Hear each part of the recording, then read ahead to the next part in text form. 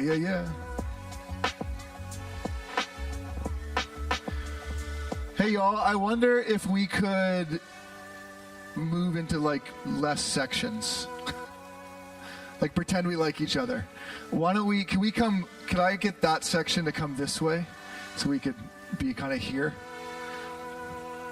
Two areas of common good.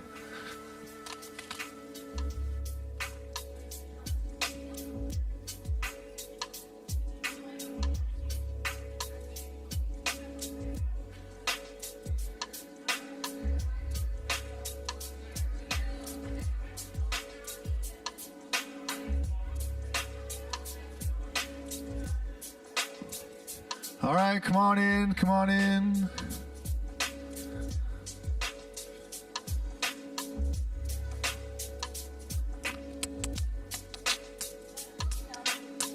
Sit right.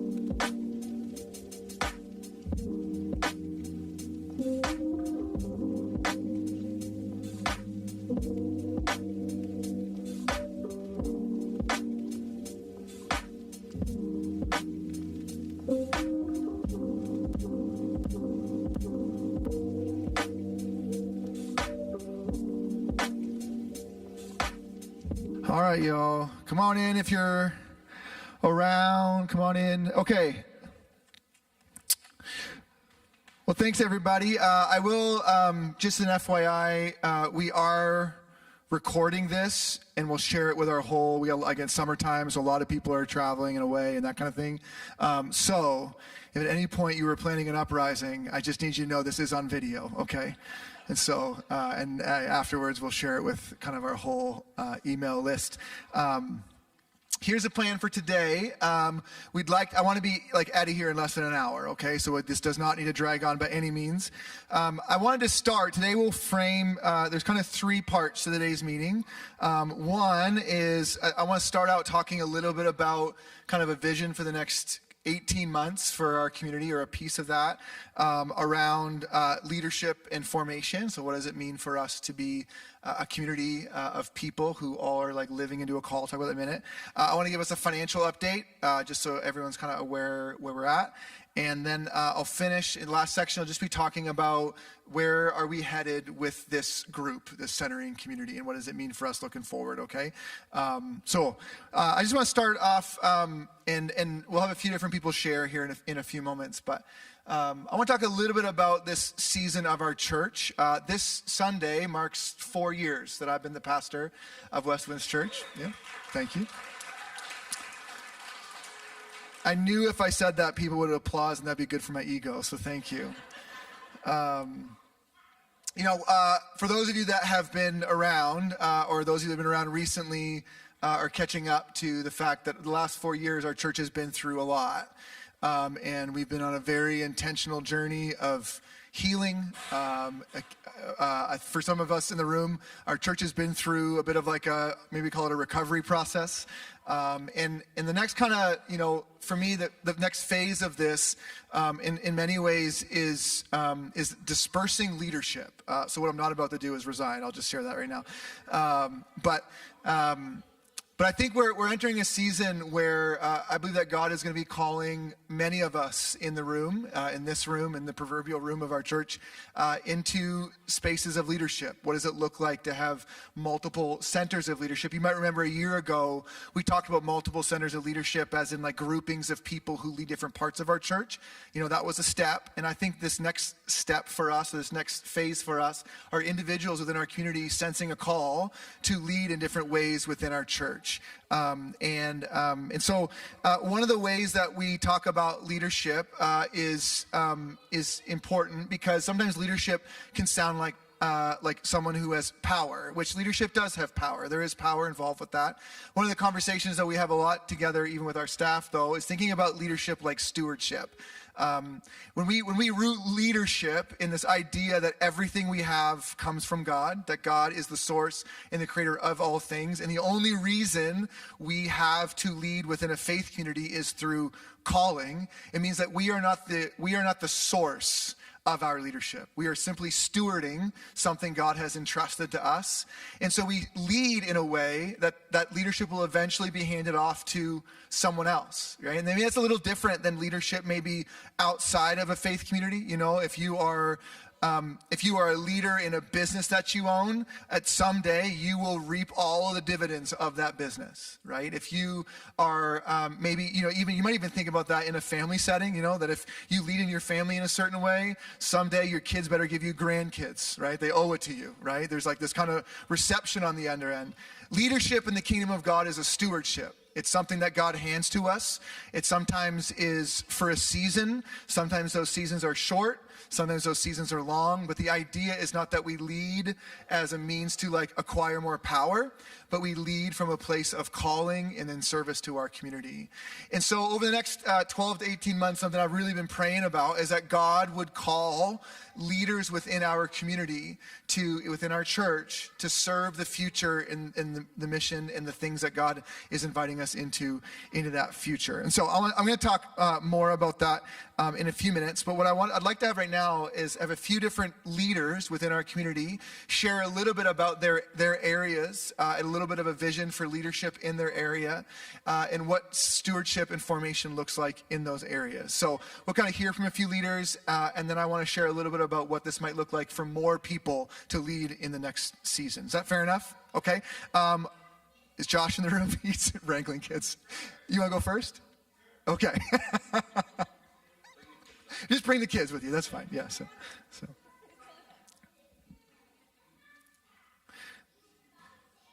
All right. Everybody welcome Pastor Josh. Oh, he's walking the wrong direction. He's getting his notes. Here he comes. Long, slow clap. We really got to walk this out. Here it comes. Yeah, there it is. Okay. Yeah. Okay. There's good energy here. Yeah. Ooh, yeah. So we'll go Josh, Aaron, Kiki, and then I'm going to talk for a second. And then, okay. Good morning. It is great to be together. Along with what Corey said, it's really our hope as a church that we grow in our capacity to serve our community and empower others to serve as well. My iPad might die, but we'll see how it goes. There we go. A couple things I want to share about this morning, is first of all, I need to empower and identify more people in our church who are willing to serve and volunteer. And also why I think and I believe that serving and volunteering is important for us personally. First of all, I want to celebrate so many of you specifically, but our church are involved in some kind of serving capacity, either volunteering on a Sunday, in the lobby, in our auditorium, our kids space, part of our task force or our prayer team. There's many great folks that are really giving back and investing in our community. And really, it's you that makes this whole thing possible. We have paid staff, but we're just whatever. We just organize things, yeah. And y'all make it happen, so it's really great. Over the last year, we have a record of 119 people serving in some capacity across our church. That might be on a Sunday, through a work day, through serving on task force. And a lot of those people serve consistently. They're really involved in our church on a regular basis. And they've stepped up in busy seasons and in slow seasons. And it's been really great for our church to have those people. It's probably more than that have served, but that's the record we have as far as people that are actually filled out a form or checked in, or we have their name somehow written down. I love that how many of you are willing to really jump in and contribute to what we're doing here, what God's doing here. If you look at who are consistently serving, like on a regular basis, monthly or every couple of weeks, we have about 75 people that serve monthly or every 2 months or so, which is a good number, but it's really below where we want to get to as a church. And so for a church of our size, on an average Sunday, might be 200, 250 adults in this room that meet regularly. And that means about 25% of our church is serving on a regular basis, which is better than zero, but there's room for us to grow as well. And so there's a group called the Unstuck Group. They work with churches around the nation, give a lot of data on how the churches look like and where we can kind of strive for as a church here in Jackson for us. And kind of the average church in America, their serving percentage is around 41% who serve. So we're 25, average is 41, and healthy, growing churches are around 50 to 55%. So we're about half what we need to be at, hopefully long term, to really be a thriving, growing, healthy church. And so a lot of us here are already serving in some capacity. So I'm preaching to the choir. But what we can do is be people who are identifying and empowering other people to serve in our church in some way. And so our goal is that we move from those 75 people serving to 150 over the next year or so. They would go from people kind of watching or just kind of seeing things happen, being involved in some way. That might be as simple as holding a door, cleaning up chips and soda outside for a day like this, but hopefully on a regular basis being involved in one of our teams here. And so our goal is to help move us in that direction. And so there is some ice cream coming around. If you want an ice cream sandwich, enjoy that this morning. And so that's our goal for the next year. And then another number that's really important for us as a church, for churches in general, more than just volunteers, we want to identify volunteer leaders. That's volunteers who are leading other volunteers. We are really underperforming in that kind of metric as far as the church goes.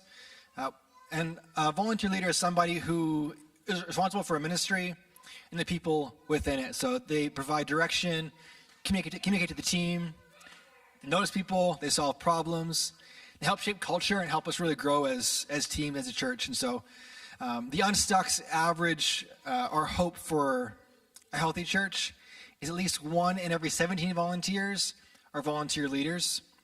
And really healthy churches are 1 in 10 volunteers are volunteer leaders, which is a huge number. We have like 4 or 5 or 6 maybe who are volunteer leaders right now. And so that's a big gap for us. And so our biggest challenge isn't just getting people that will complete tasks or hold the door or say hello, which are important, but finding people that are willing to step up and lead other people in different capacities. And so that's one of our goals and hopes for this next year as a staff and as leaders in our church. We have our work cut out for us, but I believe that it's achievable and that God is preparing us for this next season, and lots will happen in and through that. We have just a layer of people that are lacking that we're looking to raise up and invest in and really see our church grow in that capacity. I do want to say that while a lot of our volunteers are few as far as percentage goes, we are very mighty. I'm very grateful for all of you who serve regularly. I know a lot of us do a lot of the work and carry a lot of the weight. And so I appreciate you. We appreciate you as a staff, just the time you give, the effort you give, the way you invest in our church here so far. You are really who make this whole thing happen. So we're very grateful. So our next goal as a church is to develop approximately 18 to 20 meaningful volunteer leaders across Westwinds, across our kids area, our hospitality area, the auditorium, our music teams. That's people that lead other people. And not just as far as things to do, but also who to become. Investing in them, praying for them, walking with them, and being people who make disciples of other people. It'll be, as a staff, we've been talking with people about what it looks like. And one of our current objectives is developing these volunteer job descriptions for people, so they know what they're expecting, what they can step into as volunteer leaders. And so each of our staff members are identifying people in their areas to help raise up and empower to do some of these things. And so ultimately, it has been a lack of leadership on our part to identify these people. So we're going to change that this year and step into that more fully and really raise up people that are going to lead other people. I think most importantly, these are a lot of numbers, and some of you care, some of you don't. But for me personally, the times that I have grown the most as a follower of Jesus in my life, in my faith, is so often when I've been serving, when I've been called to ministry, serving in some capacity, whether that's like simple things or complex things that I wasn't ready for maybe, but I stepped into anyway. When I was in Bible college, I had a few programs that really pushed me out of my comfort zone, step into places that were new to me and uncomfortable. I had one leader, his name was Mike, and so often he would just come up to me and say, "Josh, would you do this?" And it might have been like preaching a message or going to pray with somebody I didn't know or leading a moment, things that I wasn't ready for, that I was scared to do. But him calling me into that, just me saying yes, even if I flubbed it later and totally crashed and burned, it helped me grow. And really, God is very gracious to me to still lead people through those moments of my inability or the areas that I lacked. And so I'm very, very grateful for that. Things I wasn't ready for.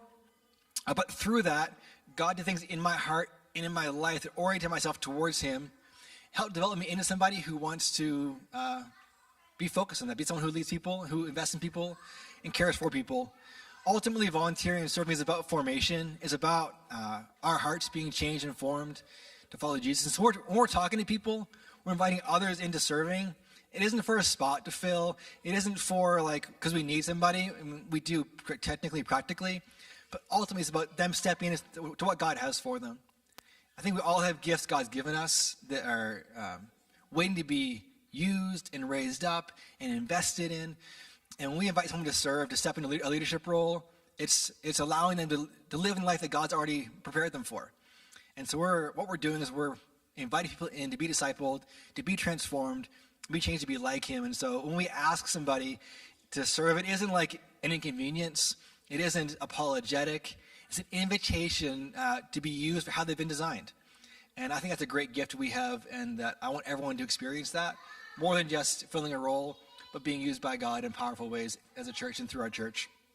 So much of who I am has been shaped by serving, volunteering. I want that for others too. And so I hope that we as a church have a culture change, that we're people who want to serve, who are identifying people, calling them out and saying, you'd be so great at this. I see this gift in you that you need to step into this. And would you consider this idea with me? And people who identify people like that. I want to have an eye to notice people who have gifts.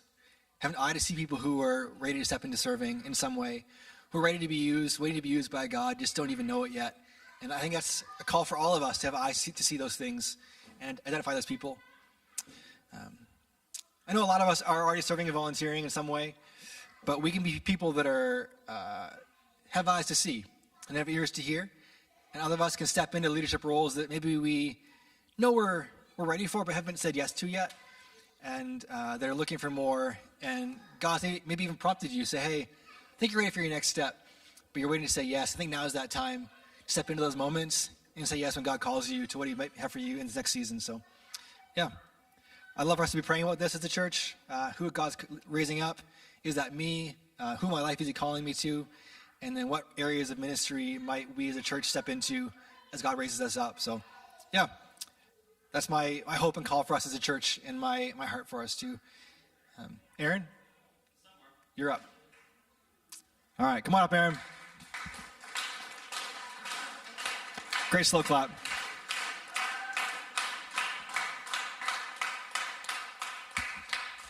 Thank you for the intro clapping. I saw Josh with an iPad, and I thought, I'm the technology guy. I gotta have an iPad too, so here we are. I appreciate Josh's speaking specifically to like the overall vision of what we are talking about as staff and as leaders. And I've already had a little bit of this conversation with a couple of my volunteers, just little rumblings, right? But what I want to do right now for the next 5 minutes is give you like an elevator pitch that I would give somebody if they were like wondering like, well, what do you guys do when you in the auditorium or whatever? So I'll give you the elevator pitch. I'll tell you who like really might like kind of, if you're the kind of person that you could thrive in these sorts of roles. And then I have some other thoughts around that. So here's just a quick introduction in case you don't know me yet. My name is Aaron Zurich. I am the creative director. I think my official title, if there is one, is the Director of Creative Arts and Design. So take that for what you will.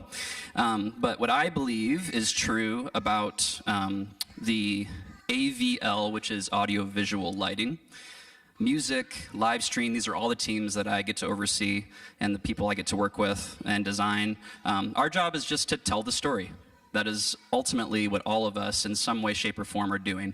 And so we tell the story of Jesus through many different avenues, through songs and words, through our lighting choices. Like sometimes we light that part of the stage because there's something going on over there, and sometimes we light the middle of the room because there's something going on over there, right? We're just bringing attention to these different parts of our experience.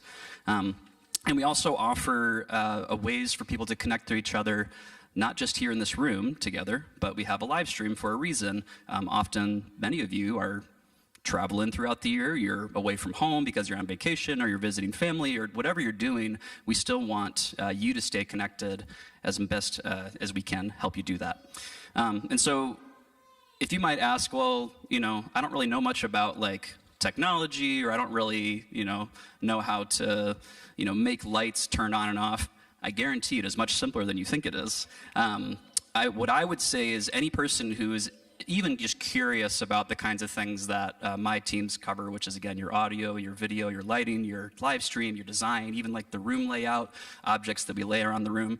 I would say that this is for anybody who is likes to be active, right? Likes to be engaged and to be on and listening and paying attention to what's going on. So if you have a very active brain that's always going, this is an awesome set of teams for you. So it's a very dynamic, full of frequent, intentional decisions and movements and things going on. So I wouldn't say this is for people who like to kind of just like sit back and watch what's happening, because there's a lot going on behind the scenes that you might not even notice. But a lot of thought and a lot of intentionality amongst all these people has been put into making these little intentional choices and movements throughout our mornings together and our experiences and our gatherings. And so let me just give you a quick disclaimer. I'm a technical guy. I love nothing more than fixing a problem. I love troubleshooting things. If a screen goes out, I'm in, coach. Let's figure it out. You know, I'm all about fixing problems and troubleshooting. And so I often think in these like really like technical, you know, all the like the web of decisions to be made. And so questions that I might find myself asking when I'm myself helping out or volunteering or serving in a morning would be like, did the music and speaking sound good in the room? Did it sound good in the live stream? Was the lighting hitting the right spots at the right time? Was there enough light? Did we time and execute those transitions really, really well? Were our camera shots well composed and very attractive looking for the live stream? And even for like music, I play music on stage, you know, a couple times a month these days. And did the musicians prepare well enough to play the songs well? And did the musicians stay focused and we stayed on task and we got the songs through and we did it with excellence? And did we, you know, tell the story of, you know, the song or the Jesus or the scriptures? You know, these are all questions, very technical, task-driven questions that I often find myself asking because that's just who I am. This is what I do. This is the way that my brain works. And one thing I really appreciate about the leadership of like Corey and Josh and the way they've been kind of pushing some of our other staff, myself included, to think a little more holistically about where we're headed. I wrote down some maybe alternate versions of these questions that I just laid out for you. So for instance, if I ask the question, did the music and speaking sound good in the room? Okay, that's a fair question. We probably don't want it to sound really bad. We want at least to sound passable. But what if the question was, what was the music and speaking heard clearly by everyone in the auditorium and lobby spaces? We might take a question like, was the lighting hitting the right spots on the stage? And we take that question and say something like, could everyone see, hear, and experience the right things at the right times throughout the morning? Did the transitions make it easier for people to follow what was happening? Were our camera shots helping participators or viewers connect with the music, the media, the message for that morning? Do you notice the pattern here? I'm not just talking about tasks at this point. I'm talking about connection. We're talking about people. Because we are this church, Westwinds Church, you all sitting there and me standing here, we are the people that make up this church. So even for our music teams, rather than talking about like, did we prepare enough? Did the songs sound good? We might ask questions like, did our musicians prepare enough so we didn't have to think about what we were playing and we could actually just like engage and connect with other humans? Did the musicians have a conversation with God and through other people through that music? Do we invite other people into this story that we're telling about Jesus and the scriptures? So we should be asking all of these questions. Like the technical stuff is always going to be there. We're always going to have to worry about, you know, whether things are plugged in, turned on, and if we have to restart them occasionally. That always is going to be the thing. But there's an opportunity, I think, here for us to let that stuff be set up in such a way that we don't really have to like focus on it and think about it all that often. That way we can really be doing the stuff, which is the people stuff, the stuff of the church where we're connecting and engaging with each other. And so one of the ways that I do want to point out is that we're trying to do this is through some of these leadership roles like Josh mentioned. So one of the roles that we don't have currently, I sometimes fill this role, you know, in between here and there, but a role that I'm going to be rolling out here very soon is what we call like a front of house producer. Now, you might not be, you know, up to speed with all that technical mumbo jumbo, but it'd be like a person whose task for that morning or for like list of tasks would be to just check in on all the teams. So this would be a person who could float around the entire auditorium and even into the lobby spaces. They're checking with folks in the lobby and saying, hey, do you need anything out here? They're checking with people up in the booth. Hey, do you need anything out here? Checking with people in the live stream, checking with somebody on the stage in between sets, whatever it is. But just a person who can be like a go-to, who's helping to support all teams and has a, you know, enough of a knowledge base that they can like answer questions or help provide that support and that assistance when we have unexpected issues, as there sometimes are. But the beauty of that is that this is a very like people-centered role. Like it's a person whose job it is to connect other people on other teams with each other and also be a go-to person to help solve those problems or answer those questions. And also like a big part of their job would be like just like offering advice or encouragement to everybody around the entire space. And so that's like one example of a leadership role that would help move us towards this direction of like not just thinking about this like list of tasks that's always going to be there. Corey likes to say, Sunday's always coming, and that's always true. So we always got tasks that got to get done, but there's a real lost opportunity if we don't really just let that stuff be what it is and actually have this like connection with each other, this face-to-face, this person-to-person, and even virtually through live stream, we can, connect with people that way too. So yeah, I'm excited about it. I'm excited about the direction that we're trying to move things. And another thing I appreciate that Corey often says around here is like, we can discover God in the space that exists between us. And so I hope that the decisions that we're making and the direction that we're going communicates that clearly, is that we want to provide more a healthier, holistic system of teams and leaders and processes, whatever those things are, that make that possible. That's all I have. Was that 5 minutes? Maybe it was 6. I don't know. All right, I think Kiki's up next. Yeah.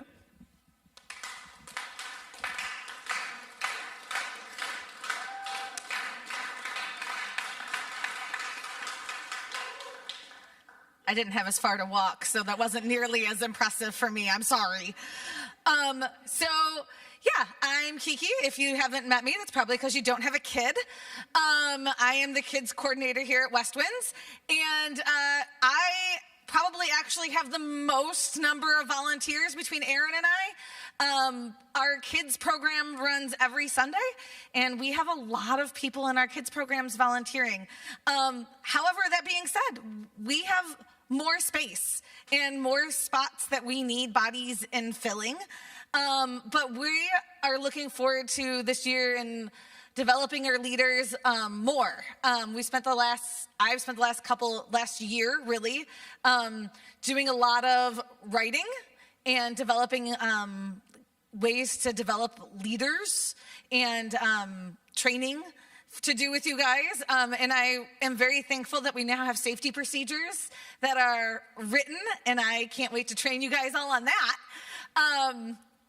That's very exciting. In August, we probably will have 2 Sundays where we will have basically safety trainings available. Parents can come, or our leaders can come. Anyone who wants to be a part of that would be welcome.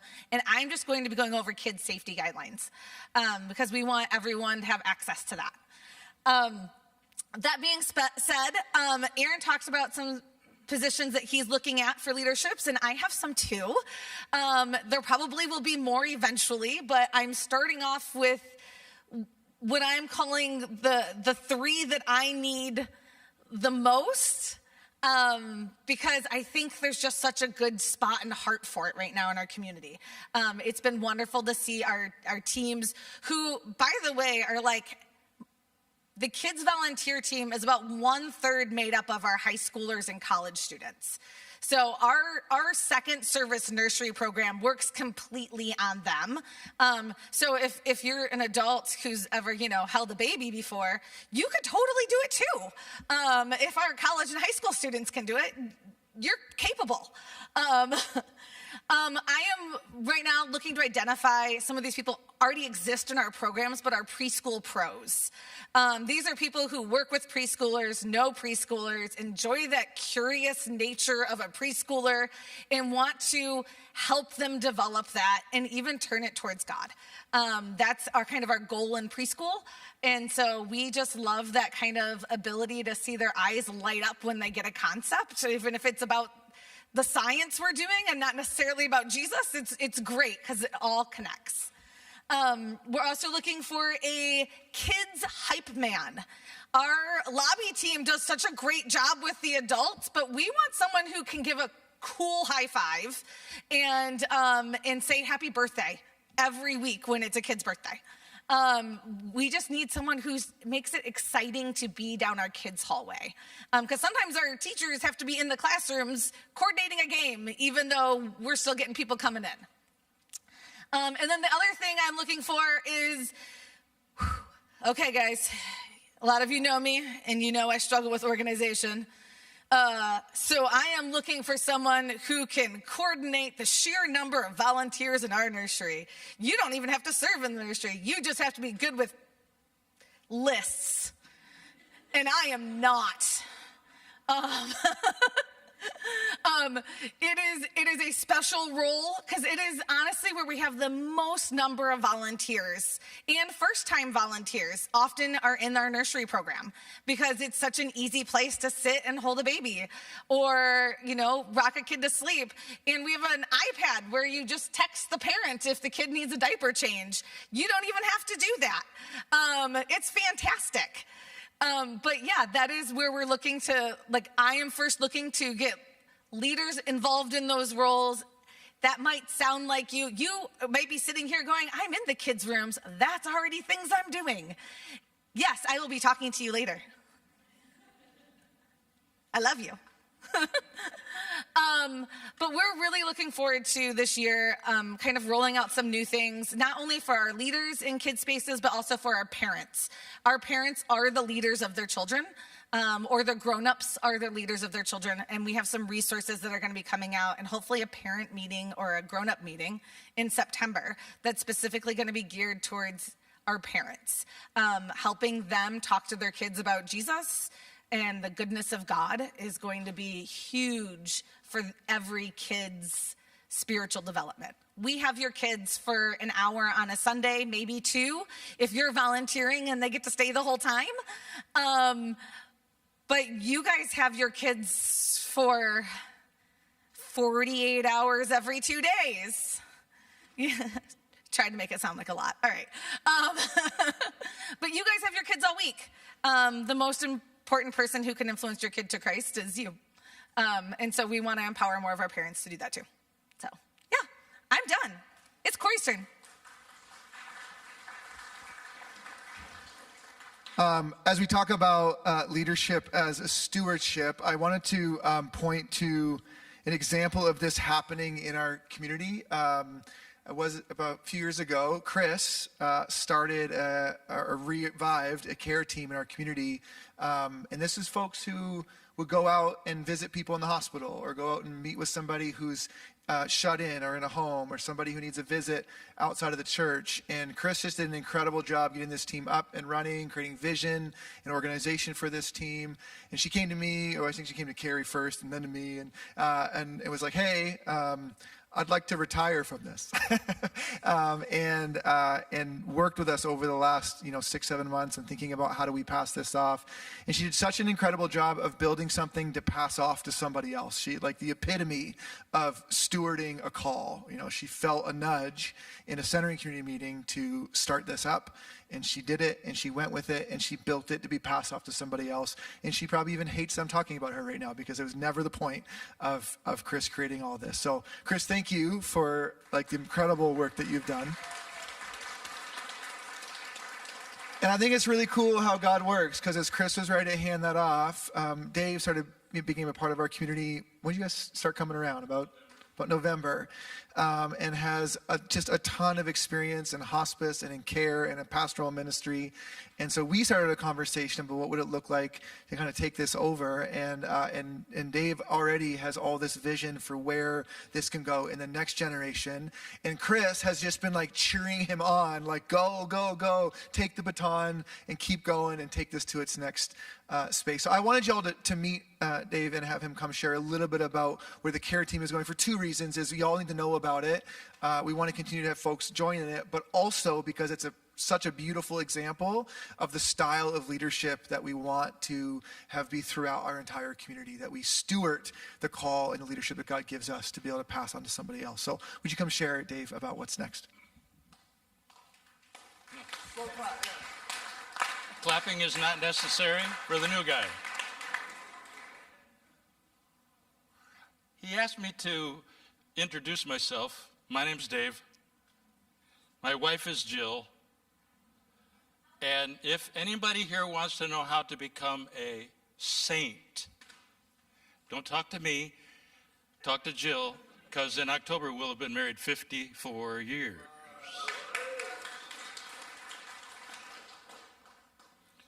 One question, though, we came in, and then he had us move, and then he got up here and said, "This is all on video." I am guessing that the video didn't get started until after he had us move. Because then he told us he'd been 4 years. Yeah, okay, whatever. You need to know, you need to be reminded that there's a great deal of power in showing up, being there. You don't need a college education. You don't need a tuxedo. You don't need all the answers. All you need to do is be there. You don't have to say a word. Now, in visiting, you oftentimes get a chance to say a word, but you don't have to say a word if you're there. And to qualify, can you smile? Do you know how to look at somebody in the eye and smile and have that smile communicate volumes of how glad you're there? Have you ever come to church and you weren't sure you wanted to be there? I'll bet Corey's done that. I did it when I was a pastor. I had to drag myself out of bed and come to church and did what I needed to do and was glad that I'd done it. I have an idea. It may already be true. I think it's already true when people walk through the doors at Westwinds. But I have an idea that there can come a day when people in our community will say about Westwinds, those people know how to love 7 days a week. It's one thing to welcome people, and you do a better job at that than any place I've ever worshiped. Praise the Lord for that. But when we have an opportunity, when there's a need or a concern or a problem, and we can go to them and show up and show that we care, guess what? You don't have to have the answer. You cannot, most of the time, solve the problem. But you can be there. And you know a cool thing? I believe very strongly that as a visitor, you will be as blessed as the visited. You can go and see someone, and they hopefully will be glad that you came. You will be. I have a rule. I leave while they still want me to be there, instead of staying so long they wished I'd have left 20 minutes ago. But I believe that as a visitor, you can get more than you give, or at least you know you give. Doesn't have anything to do with results. It has to do with gladly, as the need arises, make yourself available to go and make a visit.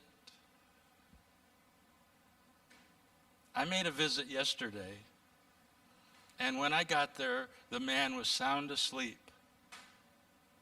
Now, I make it a practice that I don't wake him up, because that's not a great way to start a friendship.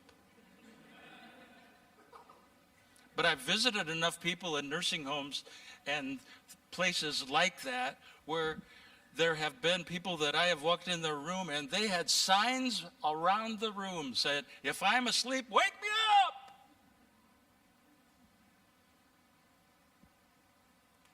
It all comes down to this, I believe. Love wins. Love wins. And when we can take that love, when we can take that caring to them, not just because they're here, maybe they haven't ever been here before, but we learn that there's a need that we can do something about. Love wins. Love will always win. And I believe that someday when the community gets the idea, because they've seen it, maybe they've experienced it, they've certainly heard about it, those folks at Westwinds love 7 days a week. We got a few problems. We don't have enough room in here. We'll have to go to 7 services. We'll have to have parking lot attendants that I don't know who's going to be in charge of that, but it won't be me. We'll grow. People come where they're going to be loved. People stay where they are loved. And love always wins. Thank you. Thank you. I'm going to pass these around. This agenda starts at the beginning of the meeting, but there's numbers on here, and I knew if you got these earlier, you wouldn't listen to anything anybody said. So I'm passing these out late on purpose. Thank you. And I promise we're going to hit this hour and be done. I'll give a few. I'm making a mess. I'm sorry. So, all right. You can figure it out from here. This is too complicated for me. Oh, I need one. Thank you. Or else we won't get out of here in time. Just sticking up, ignore the numbers. My Word document messed up. So if you see 6, 7, 8, 9, 10, some of you see 1, 2, 3, 4, 5, it's the same. It's the 5 things. Some areas, as we look at the next 12 to 18 months, as we continue to look at calling and leadership in our community, there's a few areas here that I just wanted to point to that I think are specifically important as we enter this next season at a more macro scale.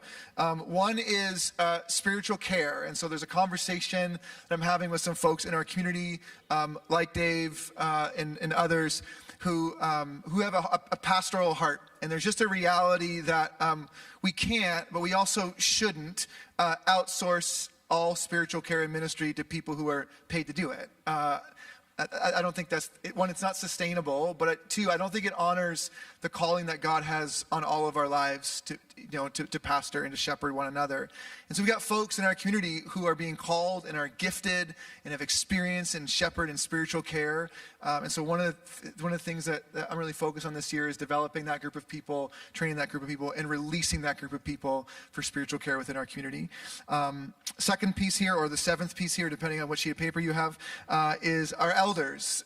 We've talked about this some publicly over the last few weeks, but our elders continue to step into a place of governance in our community, the sustainability of our community over long periods of time, ensuring that our community and its leaders are healthy, and so continue to develop that the elders and their understanding of what their role is in our community, and for us to be able to expect that of those who serve as elders in our community, that there's a responsibility and a weight to that job. Elders in our church serve in 5-year terms, and we do have a term that's ending soon. So we actually will have 2 seats that will be open on our elder team in the coming weeks and months. So our centering community, you'll get an email at some point in the coming weeks and months of folks whose names are forward for those spots. So here's how that works. So our current elders go through a season of discernment on who maybe ought to fill the next seats as elder. So as one is coming out, a new one is coming in. However, there is a window where we offer sometimes 2 to 4 weeks. We put the name in front of the entire community, and it's kind of like that moment at a wedding that people are now strategically leaving off. If anyone in this room thinks these two should not be married, you should speak now or forever hold your peace. Okay, it's kind of like that moment in our community. The reality is, in a community like ours, there are all kinds of people who could serve as elders. Okay, there's lots and lots of you who would make incredible elders. What we've learned is that churches have seasons, and so we take the discernment of the next elder very, very seriously. We pray a lot about it, and we ask God God to lead us to that person. We pray over often 9, 10, 11 names of people who could be an elder in this next season. And then we begin a season of discernment with that person. And then we go through, if all still checks out, we bring it to the whole community. Okay, we've been through these steps of discernment, and this name is before our community. And if anyone thinks this person should not be an elder, you need to speak now. Otherwise, they will become an elder in the next season. So there's 2 seats opening up. So as emails come out about that, I want you to understand how that's working in the background. Number 8, a safeguarding team or a safeguarding committee. This comes directly from our work with Grace. That was something we'll be forming in the coming months, is a group of people who are directly responsible for the safety of our community. So what does that mean? So if you see something in our community, you're like, that's not right. Or you experience something in our community like, that doesn't feel safe.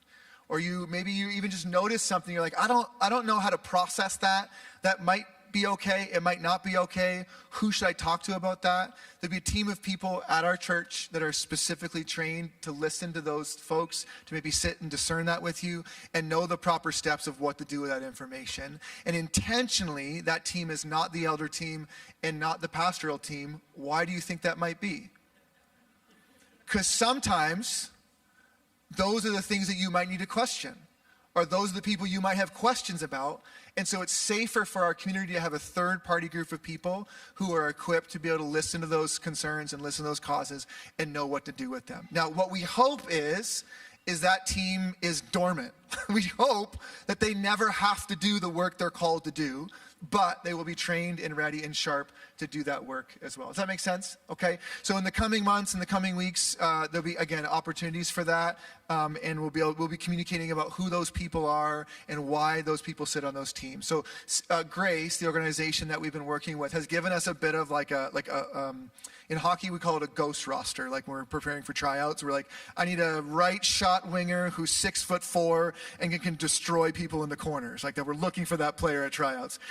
So like on this like safeguarding team, they'd like to have one staff member on the team, not all staff members. Like one elder represented on the team, not elders. They like to have somebody who has some previous experience and maybe as like a therapist or a social worker, right? So there's a bit of a ghost roster for this group that helps that group be well-rounded. Someone who maybe has a background in some kind of law enforcement. So if a concern comes that would involve legal, that person would be involved. So the team is built with some very specific roles and needs that would be filled. So we'll begin looking for those needs and those roles to fill that team out. So you'll be hearing about that soon. Number 9, or number 4, depending on which sheet you're looking at, is this ministry leadership team. This is what you've started to hear some of our staff refer to, is folks who are carrying real ministry leadership roles within our church and within our community. And those roles are defined and they serve with time. So people who are leading other people in certain areas. So I'll leave that one.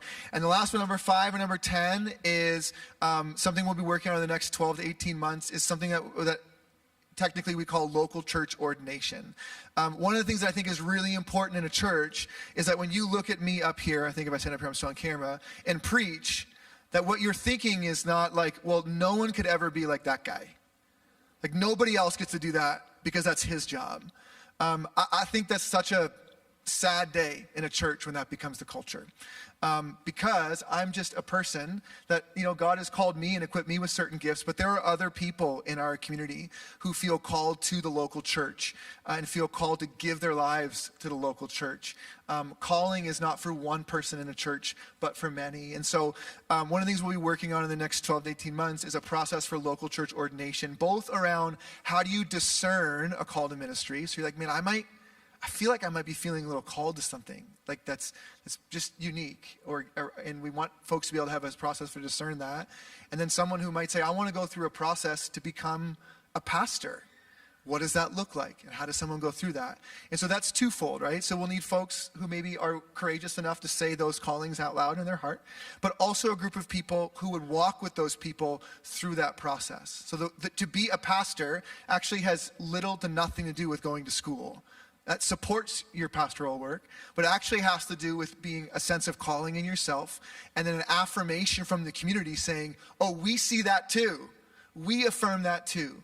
And so we need a group of people who eventually be able to walk with people through that process. So there's just like a few, again, when we think about what it looks like to share leadership across our community and maybe divest leadership from like one seat of power to many seats of power, to honor the fact that God calls and equips and creates all kinds of people with lots of different gifts to serve in lots of different ways. This is how dynamic that can look, right? It could look everything from like, I feel like God is inviting me to serve coffee every Sunday and smile and be present to people, all the way to like, I feel God is calling me to be a pastor, and I want to know what that looks like, and I want to walk through and be ready and equipped and affirmed in that calling, that gifting. It's a whole paradigm of what it means to be a church community among us. Fair enough? Okay, before I talk about money, I'm just going to pause and see if there's any questions about any of that I can clarify or answer.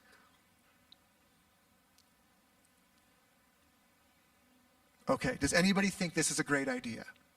Okay, thumbs up. Okay, good. Okay, because no one gave me a slow clap a second. I'm just okay.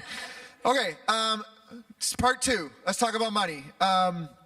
Our church, our annual budget this year is $580,000 for our entire year for everything we do as a church. That's our annual budget. That's what we budget for and plan for. We have, every year I've been here, 4 years running, we have cut the budget.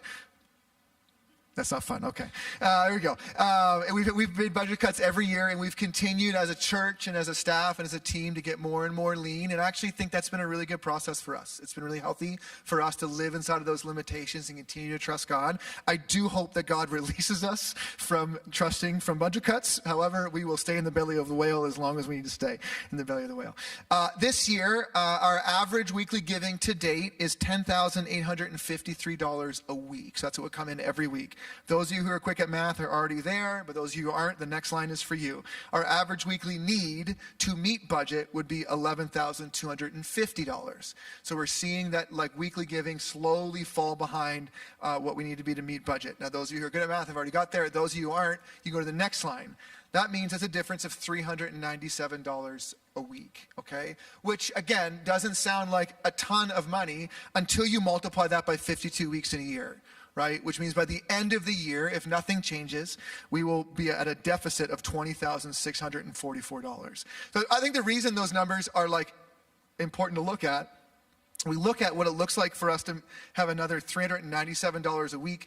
That's not a huge number in a community of our size, right? And so what we're praying for, again, is like more people to participate in giving, or more people to maybe look at their giving and see what God is inviting them into, which we encourage each other to do often, and to be praying for that and be moving towards that.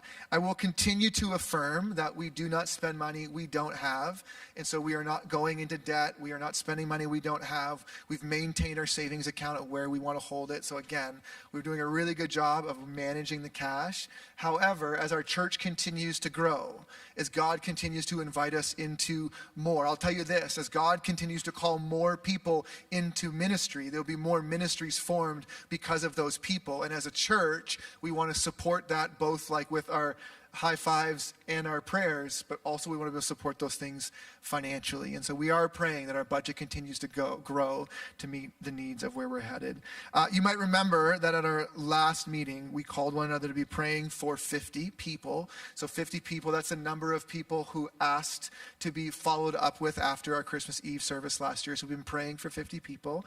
And then we've been praying for 28%. 28% is how much our church has grown over the last 3 years, right? So we want to pray that our budget would grow at the same rate as our church. And so we're praying for that 20% increase, which would put us at a budget of $736,000. That's a pretty big difference. But again, as God is empowering and raising up new leaders and new people among us, we want to be able to support that and come around that. Any questions about money that I'm also will stick around after, but. Okay. Y'all are amazing. Last, but certainly not least, I want to talk about the next phase of centering community. When I got here, it was in a season, again, where there had been no pastor here for a while. And through the pandemic, like membership, I think it used to be called, correct me if I'm wrong, ownership. Is that right? For those of you around, it's called ownership, and like a lot of churches, that kind of group of people and what it meant really dwindled over the course of a pandemic and a leadership change. And so when I got here, it was really unclear, can I just say this, like who was still here? and who wanted to be here and who was just like waiting to leave or deciding if they're going to leave. And so in the early days, we began to form is, what we'd like to do is form a community of practice. That if this is your church and you are practicing the way of Jesus with these people and with these places, we just love to have you self-identify as a part of this centering community so that we can come together and talk about things like money and ministry and the future of our church. And that has served us well in this season. You remember last year we began thinking about centering community as different centers of leadership. So we talk about staff and elders and our justice task force and our year of intentional practice and help me. Who am I missing? Oh, tables. Yes. There are 5 centers of leadership. These are areas of leadership in our church. And that, again, that has been helpful, again, to further define our communities of practice. What does it mean to serve in these different areas of leadership in our church? One of the things that I learned a lot in going through this grace process and moving through what it means for us to be a safe and healthy church is that what we need in this next season of our lives is to have a more formal membership process. And why is that important? Well, let me just explain a little bit how bylaws work. Let's say that for some reason I needed to be fired. Okay, I know we don't want to think about that, but let's say for some reason I needed to be fired. Currently, the way our bylaws work is our elders would first need to have a unanimous decision for me to be fired. And you would think that that might be enough. That would not be enough. The way church, and this is common in church bylaws, so that you don't have elders take a coup on the church too, right? So there's a balance of power here. The next phase would be that I would then go before the members of the church, and the members of the church would have to affirm the elder's decision by 2/3 of a vote. This becomes a problem when we don't have like an official or formal way for members to be here. Again, it gives the person in my seat an unhealthy amount of power. So it becomes really important then for our church to begin to move towards some form of formal membership. So here's what I want to say about that. I don't want the heart or the mission or the ideas behind centering community to change. That our membership ought to be a community of practice. It ought not to be like membership that you're like, some of you maybe are members at the country club, you never go anymore, but you're members and you're just always members, right? Maybe you're members of like a national organization that you only pay attention to 4 times a year. Maybe you're members of, I was trying to get just a couple smiles, that's okay. But again, the idea of membership is not something that we sign off on, and we're just, a lot of churches have membership roles of people who never go to their church anymore, but they're members and they show up to the meetings to vote, right? Which again causes problems in churches. So for us, I want our membership to continue to be a community of practice. And so what that means is, in the coming 12 to 18 months, we will build a bit of a formal process for membership, but that formal process will be opting into practice. It'll be saying like, I'm committing, and I think what we'll do is like an annual commitment. Once a year, you'll say, I'm committed to practicing in this church in these ways, and we'll kind of walk those out. They'll likely be things like, I'm a part of the giving community here. Why is that important? Because y'all are part of making decisions about money and arguing about money and pushing back about things about money. I think it's important that if someone's got a different opinion about money in the room, that they're a part of it financially and I'm a part of it financially, so they should have a voice and I should have a voice. So part of it will be around serving, that I'm giving some of my time here. And again, there's all kinds of ways to serve in lots of different ways, but I am committed with my calendar here. And then finally, some sort of like affirmation that I feel called to these people at this place at this time. To say it plainly, this is my church. And I can say that out loud. This is my church. These are the people that I am committed to walking out the kingdom of God with in this place at this time. So it'll look something like that, but there will be some formal way to say, this is my name, this is how you contact me, these are my commitments in these areas, and I want to be a part of the membership or the centering community of this church, and a part of the group of people that carry this moving forward. Fair enough. Any questions about any of that? All right. Thank you for being here today. And again, I wanted to kind of give us this projection of saying, here's where things will happen over the next 12 to 18 months. And so as you see emails or you hear of gatherings, or even you think of somebody like, man, they would be so good at that, like talk to them. And then talk to me or somebody else, But again, we want to be affirming one another in our giftings and our callings. I can tell you, I'll share one, since I have 10 minutes, I'll take 3 and then we'll be done. I'm in ministry today because of a couple people. two of them, one was Josh's dad, actually at a very young age, called out a gift of ministry in my life. I was in 7th grade, and he said, there's something here, and encouraged me, put a microphone in front of me, made me start leading worship. I was a terrible singer and could barely play guitar, but he saw something in me. Another, I was in high school. A man named Dean Stevenson ran a summer camp, and I was a counselor at a summer camp, and very clearly in my life saw something like, you need to be doing more of this, and gave me all kinds of room to experiment and learn what it might mean to be in ministry and to have pastoral roles long before I had pastoral maturity, you know. So all that to say, part of being a church together is noticing that in other people and being able to say to them, like, hey, like, I see this in you. If you don't see it in you yet, no problem. I just need to let you know. Right? I'm going to be praying for that with you and opening doors for one another and caring for one another. Ministry, ultimately, again, is not about school or about accreditation or about a resume. It's about affirmation from a body of people who see your life and are like, I see this in you, and we'd love to see you serve in this way. Cool? Okay. I'm going to pray for us, and then you got a question? Yeah.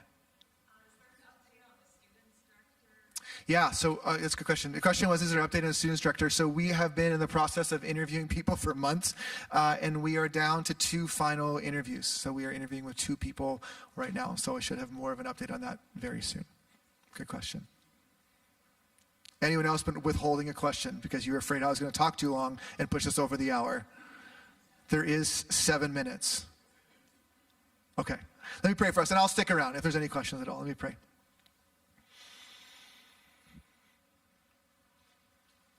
God, I'm thankful for the ways in which you move among people.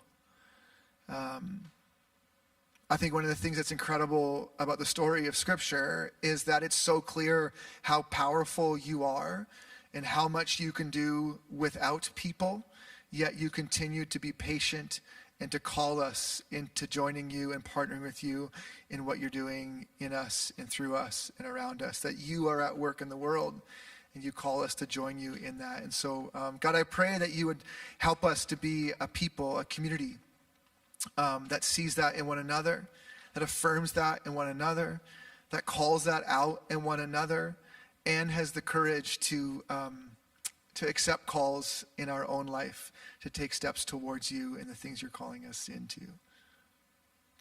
I believe so much that your hand is on this church and has been on this church for many, many decades now, that we could have ended and we're not. Your Spirit has sustained us and has a future for us. And so, God, I pray that you would help us to have the courage to step into that future in mighty, mighty ways. We pray this in your name, Jesus.